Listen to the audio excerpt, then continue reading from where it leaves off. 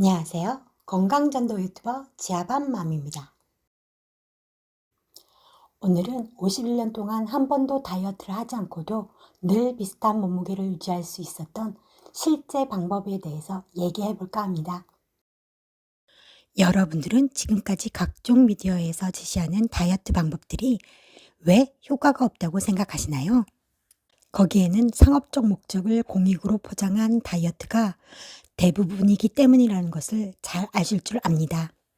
제 평생 만여 권의 책을 읽으면서 그중 2천여 권의 책은 정독하여 많은 지식을 얻었으며 다이어트 때문에 각종 시행착오를 겪었던 많은 진분들이 계셨기에 임상실험에 준하는 결과들을 많이 지켜본 바 사람들이 진정한 다이어트가 뭔지 모른다는 것을 알게 되었습니다. 결론적으로 말씀드리면 다이어트의 근본적인 문제와 해결책을 알아야 한다는 것입니다. 지금부터 말씀드릴 근본적인 문제는 4가지입니다. 근본적인 문제 첫 번째, 밥과 고기를 어떻게 먹을 것인가?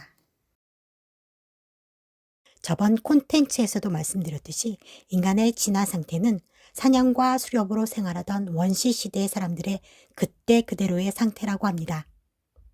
즉, 먹을 것이 냉장고 안에 가득 준비된 지금 현대인의 생활 패턴의 적응력이 아니라 언제 굶어 목숨이 위태로울지 모르는 척박한 환경에 적응하기 위해 먹을 것이 풍요로울 때 에너지를 지방으로 저장해서 먹을 것이 없을 때를 대비하던 원시시대의 인간의 메커니즘을 그대로 따르기 때문입니다.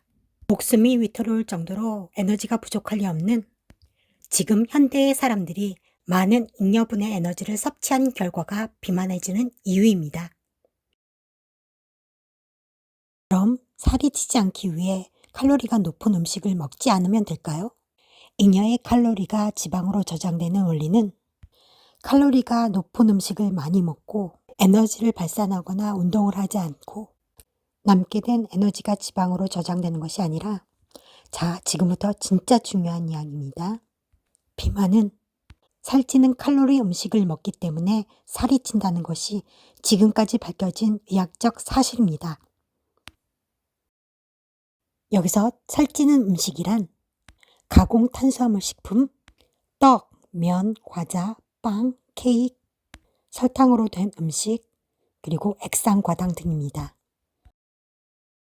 비만의 문제 첫 번째, 밥과 고기를 어떻게 먹느냐의 문제에서 제가 말씀드리고 싶은 것은 밥에게 비만의 문제를 모두 떠넘기는 것은 문제의 본질을 흐리고 배가 산으로 가게 만든다는 것입니다. 과거의 조상들, 그러니까 가깝게는 1970년대까지도 우리 조상님들은 밥 위주의 식사를 해왔으나 비만 인구는 그렇게 많지 않았습니다.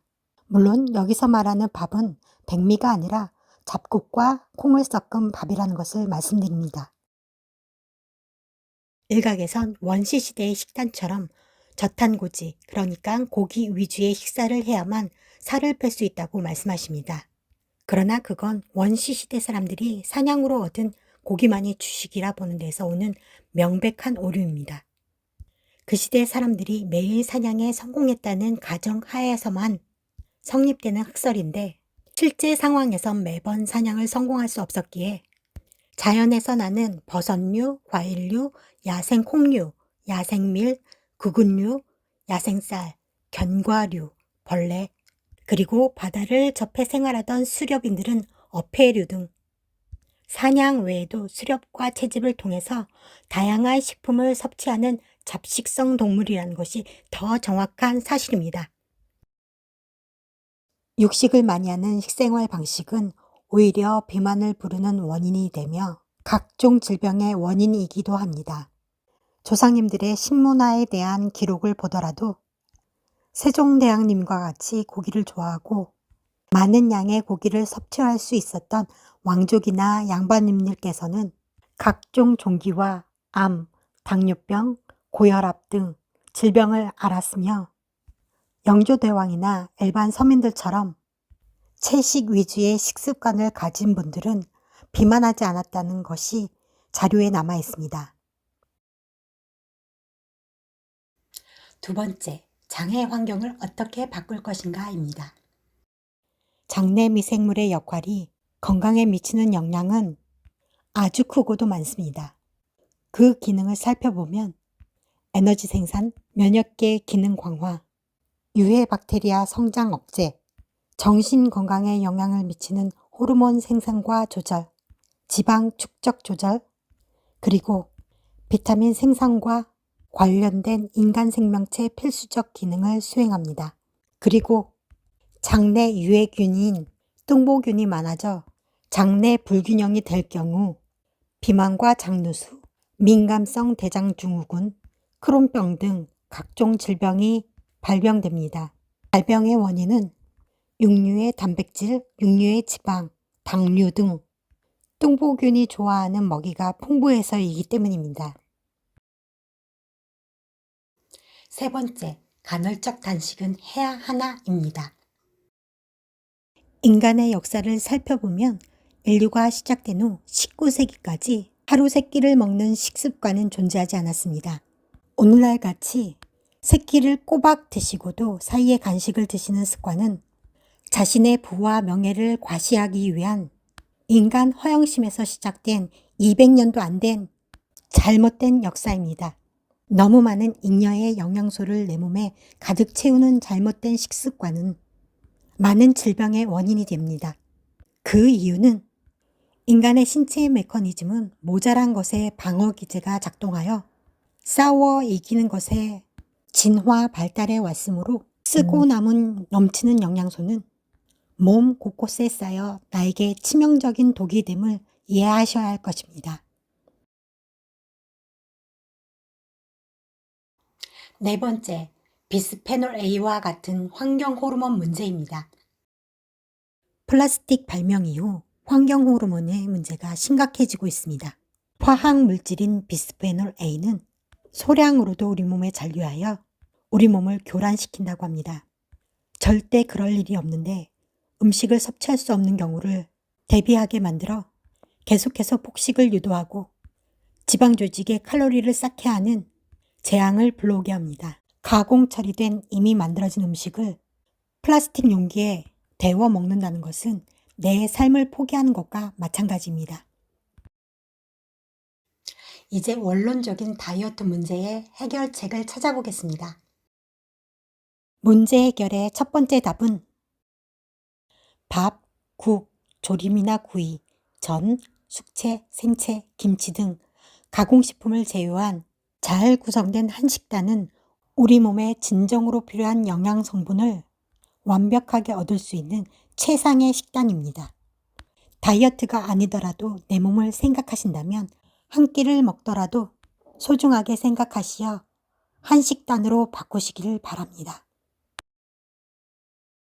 두 번째 해결책은 되도록이면 하루 평균의 식사를 2끼로 줄이시고 육류 섭취 또한 줄이시되 밥은 잡곡으로 지어서 꼭꼭 씹어 드시면 밥은 과식하지 않으면서도 각종 영양소가 풍부한 반찬을 많이 섭취하여 양껏 드시게 되면 허기지지 않아 주전부리와 불필요한 식사를 하지 않고도 우리 몸에 알맞는 식생활을 지켜나가실 수 있습니다.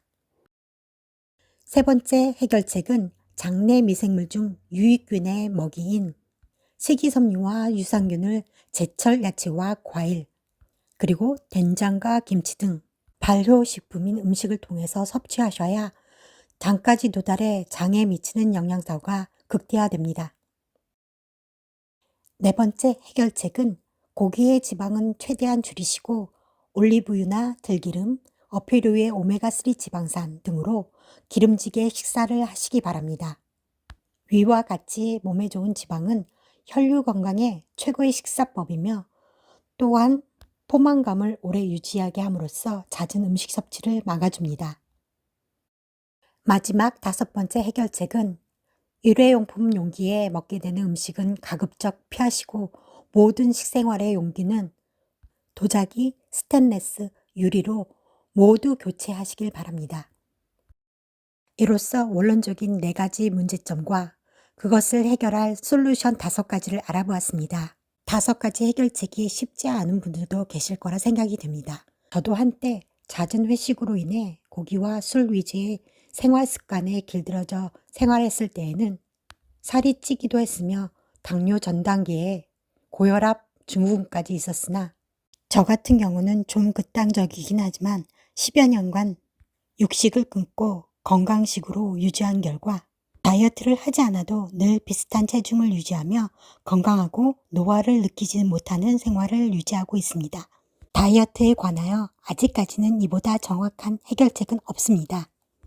자, 이제 선택은 여러분의 몫입니다. 끝까지 시청해 주셔서 감사합니다. 구독과 좋아요는 저에게 힘이 됩니다. 감사합니다.